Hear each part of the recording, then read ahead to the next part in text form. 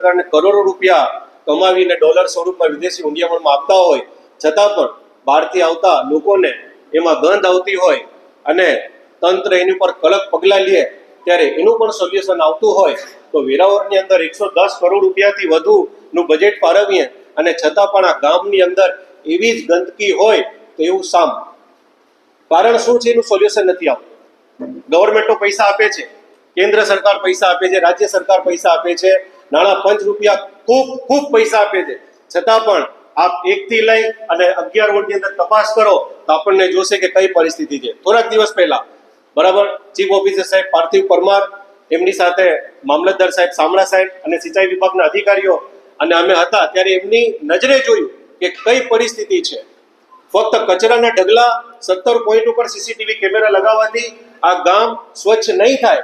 આ ગામમાં આજે પણ સફાઈ નથી થતી તો શા માટે એજન્સી ઉપર કોઈ પણ જાતની કડક પગલાં નથી લેવામાં આવતા? એનું કારણ શું? શા માટે એને રિપીટ કરવામાં છે, સામાન્ય દંડ આપી અને શા માટે એને છોડવામાં આવે છે? જો તમે એમ કહેતા હોય કે ગામમાં ગંદકી નથી, સ્વચ્છતા છે, તો એ તદ્દન વાત ખોટી છે. આપ સૌ ભેગા થઈને આપણે જઈએ અને આપણે જોઈએ કે શું આ ગામ નિરોગી છે, આ ગામ સ્વચ્છ છે અને નથી, તો આપણે બેઠેલા બધા અહીંયા એ સત્તા પક્ષના હોય કે વિપક્ષના હોય એ બધા જવાબદાર છે. એક સફાઈ જેવી બાબત ન થતી હોય આટલી મોટી નગરપાલિકાને, તો બીજા કામની પરિસ્થિતિ શું છે તમારી સામે છે. સર્વત્ર ગંદકી છે, આખા ગામની અંદર ગંદકી છે ને એક્સેપ્ટ કરો તમે. પાણીનો પ્રોબ્લેમ છે, લાઇટો છે, આખા ગામની અંદર કેટલા એવા વિસ્તાર છે કે જ્યાં આજે પણ લાઇટ ન હોવાના કારણે સર્પ દંશે છે, સાપ કરડે છે, કારણ કે વિસ્તારમાં લાઇટ નથી. લાઇટમાં કોઈ 2-5 લાખ રૂપિયા તો નથી આપતા. આ બજેટની અંદર 50 લાખ રૂપિયા જેટલા લાઇટ પાછળ ખર્ચા છે, તો લાઇટ જાય છે ક્યાં? અને જ્યારે પણ લાઇટ માટે તમે પૂછો કે ભાઈ 2 લાઇટ ત્યાં લગાવવાની છે, 2 લાઇટ, માલ નથી. આ અંધારામાં આખું વેરાવળમાં લગભગ 30-35% જેટલા વિસ્તારમાં અધ્યક્ષા મહોદયા આપ આવો, હું આપને દેખાડું કે અંધારપટ છે. તો શા માટે આ પૈસા ક્યાં જાય છે? બજેટ ખર્ચો જો લોકોના ટેક્સના રૂપિયા છે. સામાન્ય માણસ જે છે એ સવાર ઉઠે કે રાત્રે સૂવે છે ત્યાં સુધી દરેક વસ્તુમાં એ પોતે ટેક્સ આપે છે, તો શા માટે એની સાથે આવો અન્યાય થાય છે? બીજું કશું નથી માંગતો. ચાલો મારા વિસ્તાર માટે જે વોર્ડમાં ચૂંટાયેલો છું એ વોર્ડ માટે પણ કશું નથી માંગતો, પણ એટલીસ્ટ પાણી, સફાઈ, લાઇટ એ પ્રાથમિક સગવડતા તો આપો, જેનું દરેક નાગરિક, ભારતીય નાગરિકનો એક હક છે.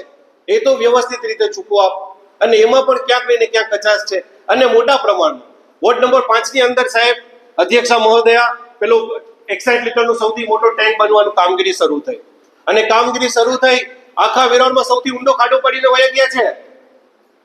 અરે કોઈ બીજી ઘટના કુદરતી નહીં થાય તો કોઈ કૃત્રિમ ઘટના તમારા ને મારા પાપના કારણે ત્યાં કોઈ મળશે. અને એ બાબત પણ મેં સાહેબ પાર્થિવ પરમાર અને એમની સાથે સાથી મિત્રોને મેં દર્શાવેલ હતી. જીઓડીસી ની હોય, જીએમડીસી ની હોય, ઘણા બધા લોકોની પ્રોબ્લેમ છે, પણ એની ઉપર એક્શન તમારે લેવાની રહેશે. અને એને કવર કરવાનું કીધું ત્યારે એક સામાન્ય ગ્રીન કલરનો કપડાથી કવર કરીને વયો ગયો. આપ આવો જુઓ, આપણને ખબર પડશે કે પરિસ્થિતિમાં કઈ છે. તો 800 બને પછી કરવાનું. ગયા વર્ષે પણ પ્રી મોન્સૂન ની અંદર અગાઉ પણ મુદ્દે હતા ત્યારે પણ એને એની ચર્ચા કરી હતી કે ભાઈ આ પ્રોબ્લેમ છે, આ 2 મોટા ઓવરબ્રિજ છે, આ ગામને દુર્યું બનાવી દીધું છે આ ઓવરબ્રિજે.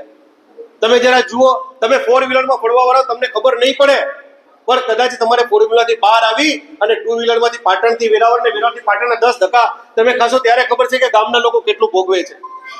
તમે શા માટે કોઈ એક્શન નથી લેતા? આવી ગોકુળ કે 3 વર્ષ તો થઈ ગયા છતાં પણ હજુ કઈ દેખાતું નથી કે કામ ક્યારે થશે. અધ્યક્ષા મહોદયા, ગયા વર્ષે પણ મેં વાત રજૂ કરી હતી આપને કે આ ગામની અંદર ગયા વર્ષ પહેલા પણ એક 1.5 વર્ષનો નિર્દોષ બાળક અને એક 50 વર્ષના ભાઈ એક્સપાયર થઈ ગયા હતા પાણીના કારણે. અને ફરીવાર આવું ન થાય એના માટે તકેદારી રાખજો. હજુ તો વાત કરું છું ત્યારે 2 દિવસ થાય છે ને 2 જુવાન જીવ વયા જાય છે. આપ એક પુરુષ કરતા વધુ સહનશીલ અને લાગણીશીલ હો. હું આપથી રિક્વેસ્ટ કરું છું કે ચોમાસું આવે એ પહેલા કંઈક એવી કામગીરી કરશો. જ્યારે પાર્થિવ પરમાર સાહેબ મારી સાથે હતા અને અમે તો ચેક કરવા ગયા કે ચાલો આ રસ્તો ક્યાં સુધી કર્યા, આગળ સાઈગરા વિસ્તારમાં જઈને ખબર પડી અને આપણને નગરપાલિકાને તો ખબર ન હતી કે રેલવે આટલી મોટી કોન્ક્રીટની દિવાલ ચડે છે. આ નોલેજમાં પણ નતું, સીઓ સાહેબને નોલેજમાં નતું. એટલે વિચારો કે ક્યાં જઈ રહ્યા છે આપણે. તળાવ બની જશે, તળાવ. 50,000 થી વધુ લોકોનો વાત છે વોર્ડ નંબર 5 અને 6 માં. અને એ પરિસ્થિતિ સાથે વિમ્સ હોસ્પિટલ અને હરસિદ્ધિનો ભાગ છે, ત્યાં પણ આ જ પરિસ્થિતિ થાય છે. આટલું બજેટ મોટું હોવા છતાં પાણી ન કાઢી શકતા હોય વિસ્તારોમાંથી, તો આગળ શું આપણે આ નગરપાલિકાથી લોકો લાભ લાગશે? હું આપથી બે હાથ જોડીને અધ્યક્ષ મહોદયા વિનંતી કરું છું, બીજું કાંઈ કરો કે ન કરો, ચોમાસું માથા આવે છે, કોઈ માના કાળજાના કટકા ન કપાય એની કાળજી રાખજો. બીજું કાંઈ અપેક્ષા નથી રાખતો.